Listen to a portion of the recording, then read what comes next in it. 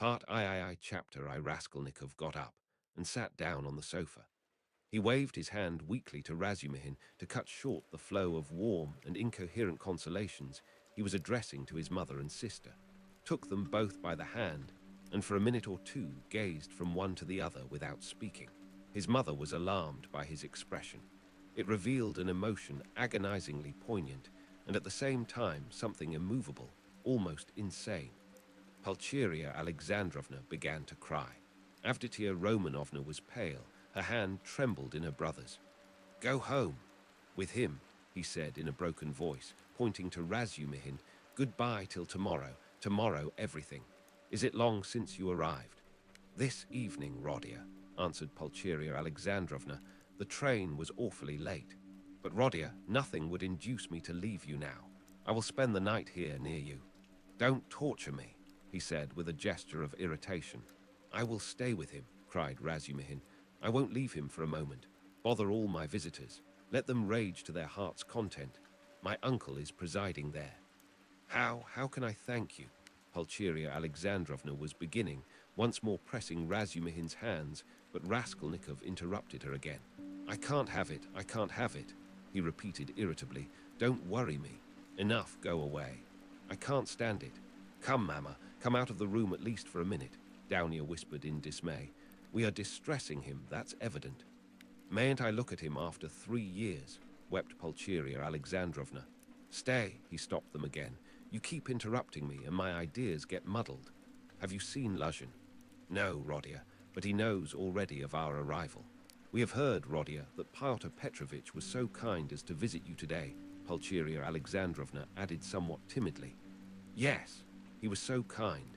Downia, I promised Luzhin I'd throw him downstairs and told him to go to hell." "Rodia, what are you saying? Surely you don't mean to tell us?" Pulcheria Alexandrovna began in alarm, but she stopped, looking at Downia. Avditia Romanovna was looking attentively at her brother, waiting for what would come next. Both of them had heard of the quarrel from Nastasia, so far as she had succeeded in understanding and reporting it, and were in painful perplexity and suspense. "Downia," Raskolnikov continued with an effort, "I don't want that marriage, so at the first opportunity tomorrow you must refuse Luzhin, so that we may never hear his name again." "Good heavens!" cried Pulcheria Alexandrovna. "Brother, think what you are saying." Avditia Romanovna began impetuously, but immediately checked herself. "You are not fit to talk now, perhaps. You are tired," she added gently. "You think I am delirious. No, you are marrying Luzhin for my sake, but I won't accept the sacrifice, and so write a letter before tomorrow to refuse him. Let me read it in the morning and that will be the end of it." "That I can't do," the girl cried, offended. "What right have you?" "Downia, you are hasty too. Be quiet tomorrow. Don't you see?" the mother interposed in dismay. "Better come away. He is raving," Razumihin cried tipsily. "Or how would he dare? Tomorrow all this nonsense will be over. Today he certainly did drive him away. That was so. And Luzhin got angry too. He made speeches here, wanted to show off his learning, and he went out crestfallen." "Then it's true," cried Pulcheria Alexandrovna. "Goodbye till tomorrow, brother," said Downia compassionately. "Let us go, mother." "Goodbye, Rodia." "Do you hear, sister?" he repeated after them, making a last effort. "I am not delirious. This marriage is an infamy. Let me act like a scoundrel, but you mustn't. One is enough. And though I am a scoundrel, I wouldn't own such a sister. It's me or Luzhin. Go now." "But you're out of your mind. Despot," roared Razumihin, but Raskolnikov did not and perhaps could not answer. He lay down on the sofa and turned to the wall, utterly exhausted. Avditia Romanovna looked with interest at Razumihin. Her black eyes flashed. Razumihin positively started at a glance. Pulcheria Alexandrovna stood overwhelmed. "Nothing would induce me to go," she whispered in despair to Razumihin. "I will stay somewhere here, escort Downia home." "You'll spoil everything," Razumihin answered in the same whisper, losing patience. "Come out onto the stairs anyway. Nastasia, show a light. I assure you," he went on in a half-whisper on the stairs, "that he was almost beating the doctor and me this afternoon. Do you understand? The doctor himself. Even he gave way and left him so as not to irritate him. I remained downstairs on guard, but he dressed at once and slipped off. and he will slip off again if you irritate him at this time of night, and will do himself some mischief. What are you saying? And Avditia Romanovna can't possibly be left in those lodgings without you. Just think where you are staying. That blackguard Pyotr Petrovitch couldn't find you better lodgings. But you know I've had a little to drink, and that's what makes me. Swear. Don't mind it. But I'll go to the landlady here, Pulcheria Alexandrovna insisted. I'll beseech her to find some corner for Downia and me for the night. I can't leave him like that. I cannot. This conversation took place on the landing just before the landlady's door. Nastasia lighted them from a step below. Razumihin was in extraordinary excitement. Half an hour earlier, while he was bringing Raskolnikov home, he had indeed talked too freely, but he was aware of it himself, and his head was clear in spite of the vast quantities he had imbibed. Now he was in a state bordering on ecstasy, and all that he had drunk seemed to fly to his head with redoubled effect. He stood with the two ladies, seizing both by their hands, persuading them, and giving them reasons with astonishing plainness of speech. And at almost every word he uttered, probably to emphasize his arguments, he squeezed their hands painfully as in a vice. He stared at Avditia Romanovna without the least regard for good manners. They sometimes pulled their hands out of his huge bony paws, but far from noticing what was the matter, he drew them all the closer to him. If they told him to jump head foremost from the staircase, he would have done it without thought or hesitation in their service. Though Pulcheria Alexandrovna felt that the young man was really too eccentric and pinched her hand too much. In her anxiety over her Rodia, she looked on his presence as providential, and was unwilling to notice all his peculiarities. But though Avditia Romanovna shared her anxiety, and was not of timorous disposition, she could not see the glowing light in his eyes without wonder and almost alarm. It was only the unbounded confidence inspired by Nastasia's account of her brother's queer friend, which prevented her from trying to run away from him and to persuade her mother to do the same. She realized, too, that even running away was perhaps impossible now. 10 minutes later, however, she was considerably reassured. It was characteristic of Razumihin that he showed his true nature at once, whatever mood he might be in, so that people quickly saw the sort of man they had to deal with. "You can't go to the landlady, that's perfect nonsense," he cried. "If you stay, though you are his mother, you'll drive him to a frenzy, and then goodness knows what will happen. Listen, I'll tell you what I'll do. Nastasia will stay with him now, and I'll conduct you both home. You can't be in the streets alone. Petersburg is an awful place in that way. But no matter.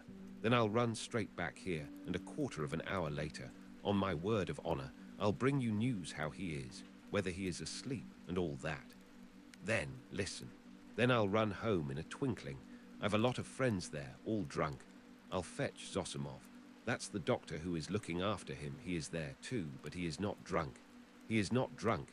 He is never drunk.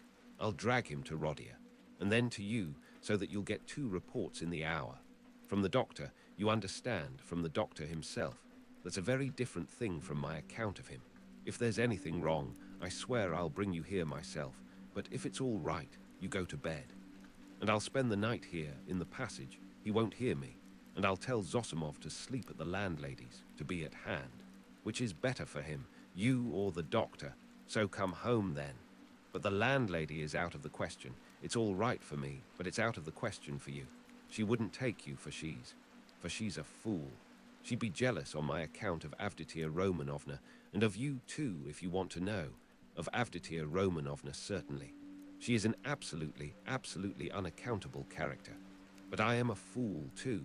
No matter. Come along. Do you trust me? Come, do you trust me or not? Let us go, mother, said Avditia Romanovna.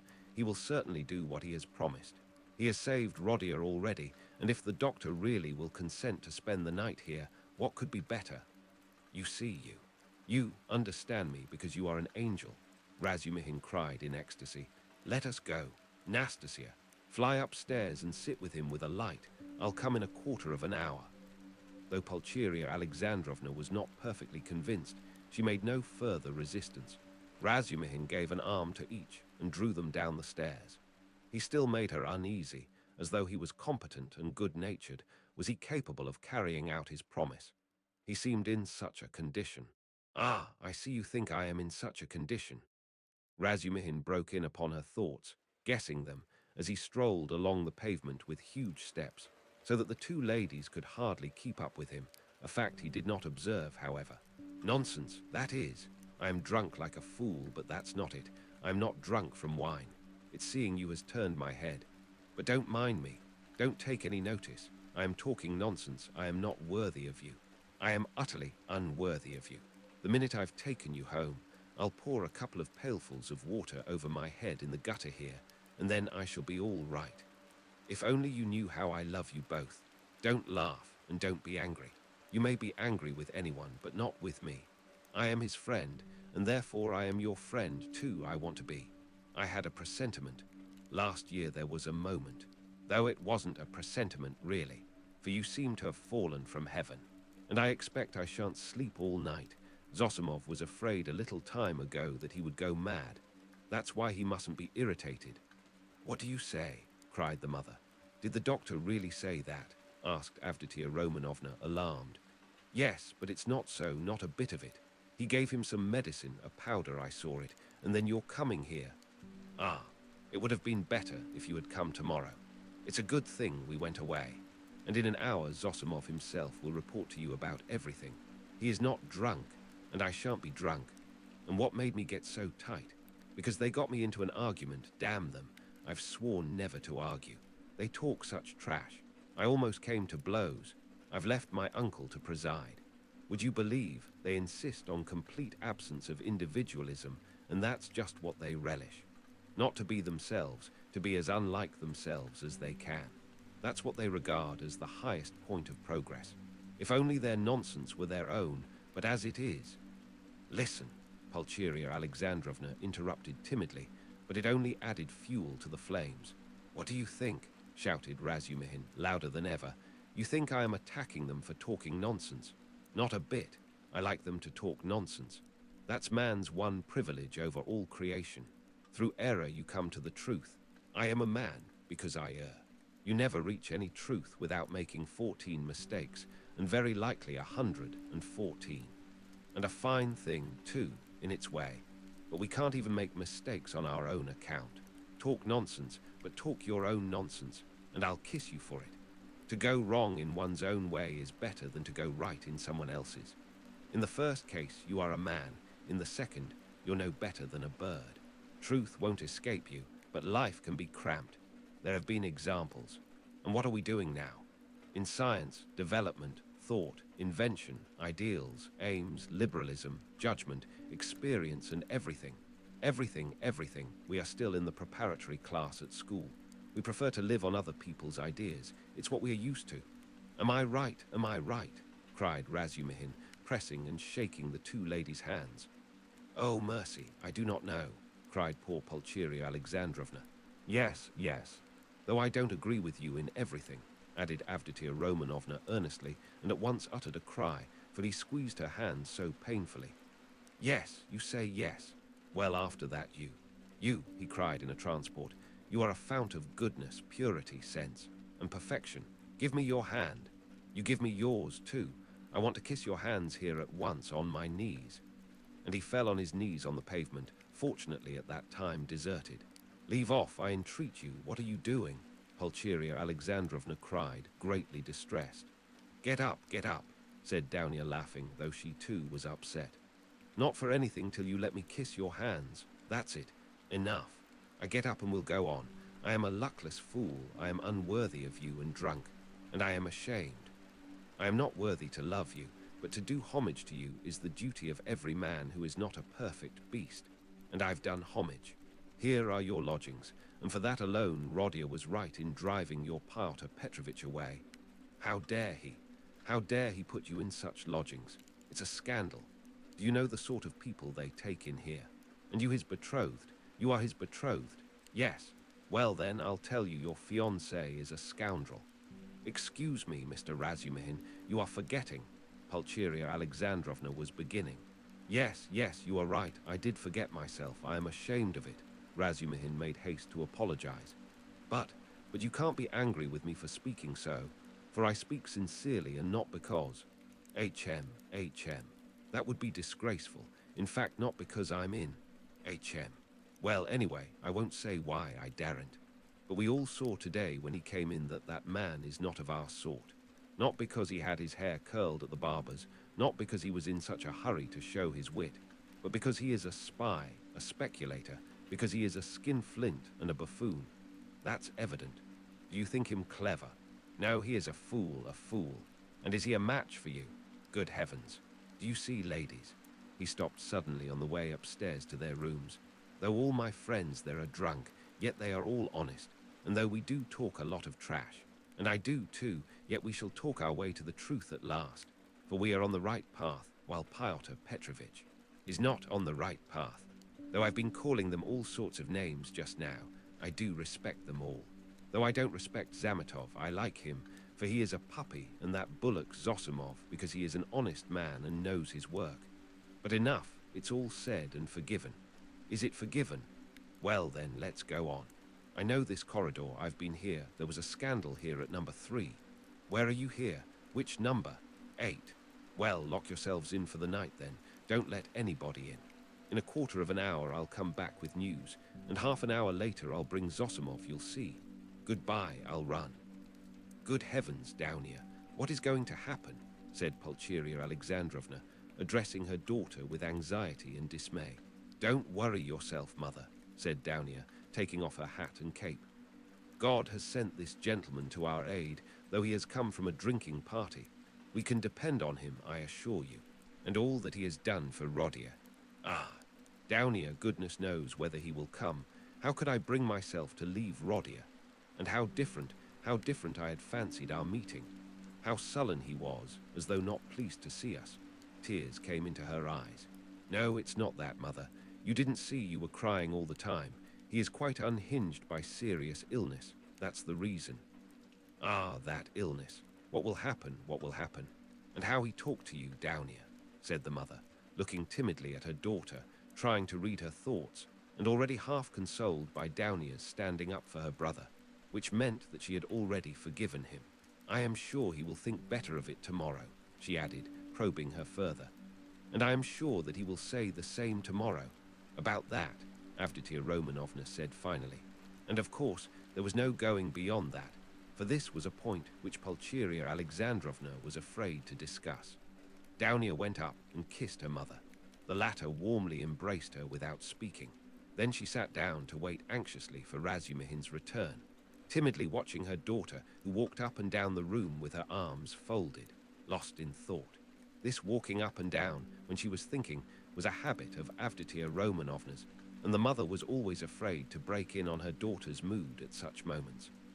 Razumihin, of course, was ridiculous in his sudden drunken infatuation for Avditia Romanovna, yet apart from his eccentric condition, many people would have thought it justified if they had seen Avditia Romanovna, especially at that moment when she was walking to and fro with folded arms, pensive and melancholy. Avditia Romanovna was remarkably good-looking. She was tall, strikingly well-proportioned, strong and self-reliant. The latter quality was apparent in every gesture, though it did not in the least detract from the grace and softness of her movements. In face she resembled her brother, but she might be described as really beautiful. Her hair was dark brown, a little lighter than her brother's. There was a proud light in her almost black eyes, and yet at times a look of extraordinary kindness. She was pale, but it was a healthy pallor. Her face was radiant with freshness and vigor. Her mouth was rather small. The full red lower lip projected a little, as did her chin. It was the only irregularity in her beautiful face, but it gave it a peculiarly individual and almost haughty expression. Her face was always more serious and thoughtful than gay, but how well smiles, how well youthful, light-hearted, irresponsible, laughter suited her face. It was natural enough that a warm, open, simple-hearted, honest giant like Razumihin, who had never seen anyone like her, and was not quite sober at the time, should lose his head immediately. Besides, as chance would have it, he saw Downia for the first time transfigured by her love for her brother and her joy at meeting him. Afterwards, he saw her lower lip quiver with indignation at her brother's insolent, cruel and ungrateful words, and his fate was sealed. He had spoken the truth, moreover. when he blurted out in his drunken talk on the stairs that Praskovya Pavlovna, Raskolnikov's eccentric landlady, would be jealous of Pulcheria Alexandrovna as well as of Avditia Romanovna on his account. Although Pulcheria Alexandrovna was 43, her face still retained traces of her former beauty. She looked much younger than her age, indeed, which is almost always the case with women who retain serenity of spirit, sensitiveness, and pure, sincere warmth of heart to old age. We may add in parenthesis that to preserve all this is the only means of retaining beauty to old age. Her hair had begun to grow grey and thin. There had long been little crow's foot wrinkles round her eyes. Her cheeks were hollow and sunken from anxiety and grief, and yet it was a handsome face. She was downier over again, 20 years older, but without the projecting underlip. Pulcheria Alexandrovna was emotional, but not sentimental, timid and yielding, but only to a certain point. She could give way and accept a great deal even of what was contrary to her convictions, but there was a certain barrier fixed by honesty, principle, and the deepest convictions which nothing would induce her to cross. Exactly 20 minutes after Razumihin's departure, there came two subdued but hurried knocks at the door. He had come back. "I won't come in, I haven't time," he hastened to say when the door was opened. "He sleeps like a top, soundly, quietly, and God grant he may sleep 10 hours. Nastasia's with him. I told her not to leave till I came. Now I am fetching Zosimov. He will report to you, and then you'd better turn in. I can see you are too tired to do anything." And he ran off down the corridor. "What a very competent and devoted young man," cried Pulcheria Alexandrovna, exceedingly delighted. "He seems a splendid person." Avditia Romanovna replied with some warmth, resuming her walk up and down the room. It was nearly an hour later when they heard footsteps in the corridor and another knock at the door. Both women waited this time, completely relying on Razumihin's promise. He actually had succeeded in bringing Zosimov. Zosimov had agreed at once to desert the drinking party to go to Raskolnikov's, but he came reluctantly and with the greatest suspicion to see the ladies, mistrusting Razumihin in his exhilarated condition. But his vanity was at once reassured and flattered. He saw that they were really expecting him as an oracle. He stayed just 10 minutes and succeeded in completely convincing and comforting Pulcheria Alexandrovna. He spoke with marked sympathy, but with the reserve and extreme seriousness of a young doctor at an important consultation. He did not utter a word on any other subject, and did not display the slightest desire to enter into more personal relations with the two ladies, remarking at his first entrance the dazzling beauty of Avditia Romanovna. He endeavored not to notice her at all during his visit, and addressed himself solely to Pulcheria Alexandrovna. All this gave him extraordinary inward satisfaction.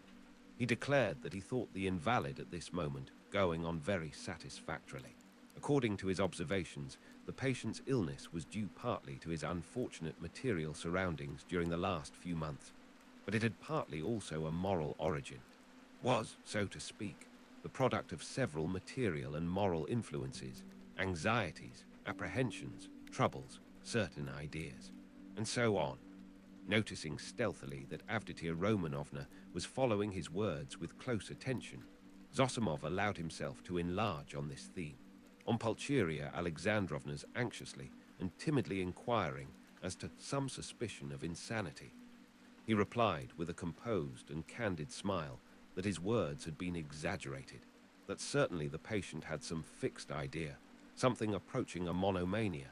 He, Zosimov, was now particularly studying this interesting branch of medicine, but that it must be recollected that until today the patient had been in delirium and that no doubt the presence of his family would have a favorable effect on his recovery and distract his mind. If only all fresh shocks can be avoided, he added significantly. Then he got up, took leave with an impressive and affable bow, while blessings, warm gratitude, and entreaties were showered upon him, and Avditia Romanovna spontaneously offered her hand to him. He went out exceedingly pleased with his visit, and still more so with himself. "We'll talk tomorrow. Go to bed at once," Razumihin said in conclusion, following Zosimov out. "I'll be with you tomorrow morning as early as possible with my report." "That's a fetching little girl, Avditia Romanovna," remarked Zosimov, almost licking his lips as they both came out into the street. Fetching? You said fetching, roared Razumihin, and he flew at Zosimov and seized him by the throat. If you ever dare. Do you understand? Do you understand? He shouted, shaking him by the collar and squeezing him against the wall. Do you hear? Let me go, you drunken devil, said Zosimov, struggling, and when he had let him go, he stared at him and went off into a sudden guffaw. Razumihin stood facing him in gloomy and earnest reflection. Of course I am an ass, he observed, somber as a storm cloud, but still, you are another. No, brother, not at all such another. I am not dreaming of any folly. They walked along in silence, and only when they were close to Raskolnikov's lodgings, Razumihin broke the silence in considerable anxiety. Listen, he said, you're a first-rate fellow, but among your other failings, you're a loose fish that I know, and a dirty one too. You are a feeble, nervous wretch, and a mass of whims. You're getting fat and lazy and can't deny yourself anything, and I call that dirty because it leads one straight into the dirt. You've let yourself get so slack that I don't know how it is you are still a good, even a devoted doctor. You, a doctor, sleep on a feather bed and get up at night to your patients. In another 3 or 4 years you won't get up for your patients. But hang it all, that's not the point. You are going to spend tonight in the landlady's flat here. Hard work I've had to persuade her, and I'll be in the kitchen. So here's a chance for you to get to know her better. It's not as you think. There's not a trace of anything of the sort, brother. But I don't think. Here you have modesty, brother, silence, bashfulness, a savage virtue. And yet she's sighing and melting like wax, simply melting. Save me from her, by all that's unholy. She's most prepossessing. I'll repay you, I'll do anything. Zosimov laughed more violently than ever. Well, you are smitten. But what am I to do with her? It won't be much trouble, I assure you. Talk any rot you like to her, as long as you sit by her and talk. You're a doctor, too. Try curing her of something. I swear you won't regret it. She has a piano, and you know I strum a little. I have a song there, a genuine Russian one. I shed hot tears. She likes the genuine article, and well, it all began with that song. Now you're a regular performer, a mater, a Rubinstein. I assure you, you won't regret it. But have you made her some promise? Something signed? A promise of marriage, perhaps? Nothing, absolutely nothing of the kind. Besides, she's not that sort at all. Ticheborov tried that. Well then, drop her. But I can't drop her like that. Why can't you? Well, I can't, that's all about it. There's an element of attraction here, brother. Then, why have you fascinated her? I haven't fascinated her. Perhaps I was fascinated myself in my folly. But she won't care a straw whether it's you or I, so long as somebody sits beside her, sighing. I can't explain the position, brother. Look here, you are good at mathematics and working at it now. Begin teaching her the integral calculus. Upon my soul, I'm not joking, I'm in earnest. It'll be just the same to her. She will gaze at you and sigh for a whole year together. I talked to her once for 2 days at a time about the Prussian House of Lords, for one must talk of something. She just sighed and perspired. And you mustn't talk of love. She's bashful to hysterics. But just let her see you can't tear yourself away. That's enough. It's fearfully comfortable. You're quite at home. You can read, sit, lie about right. You may even venture on a kiss if you're careful. But what do I want with her? I can't make you understand. You see, you are made for each other. I have often been reminded of you. You'll come to it in the end. So does it matter whether it's sooner or later? There's the featherbed element here, brother. And not only that. There's an attraction here. Here you have the end of the world, an anchorage, a quiet haven, the navel of the earth, the 3 fishes that are the foundation of the world, the essence of pancakes, of savory fish pies, of the evening samovar, of soft sighs and warm shawls, and hot stoves to sleep on, as snug as though you were dead, and yet you're alive, the advantages of both at once. Well, hang it, brother, what stuff I'm talking, it's bedtime. Listen, I sometimes wake up at night, so I'll go in and look at him. But there's no need, it's all right. Don't you worry yourself, yet if you like, you might just look in once too. But if you notice anything, delirium or fever, wake me at once. But there can't be.